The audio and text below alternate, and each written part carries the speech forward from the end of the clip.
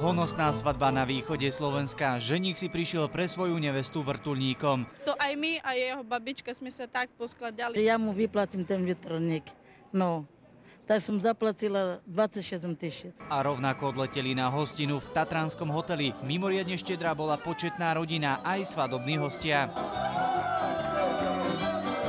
Odvtedy uplynulo takmer 11 rokov. Dnes sme hľadali manželov opäť. 3 deti majú mladý pán a žijú v Anglicku. Podľa babičky veľkolepá svadba manželstvo vôbec nepoznačila. Spolu majú sa rádi, mladý pán, žijú sebe, dobre, nehadajú sa. Teda presný opak toho, čo tvrdí rozvodová právnička z Anglicka. Pre splácanie hypotéky či vysoký nájom sú mladí ľudia pod veľkým finančným tlakom. Drahá svadba tak pridáva do ich života ďalší stres. Niečo na tom pravdy môže byť. Odborníčka ale tvrdí, ak hovoríme o Slovensku, skôr je to výnimka ako pravidlo. Vzhľadom na to, že ten vekový priemer sa posúva k tomu veku 30 rokov, tak tie páry sú oveľa vyzrelejšie. Pompéznejšia svadba a po pár rokoch rozvod, s tým sa nestretli ani v tejto svadobnej agentúre. Tie páry sú zatiaľ všetky spolu a stretneme sa aj o tých 5 rokov, kde už idú aj s tým kočiarikom, jedno dieťatko, druhé. Univerzálny recept na šťastné manželstvo neexistuje, no odborníčka hovorí o základných pilieroch: byť vzájomnou oporou, problémy riešiť spoločne a nešetriť humorom. A každodenné odpúšťanie.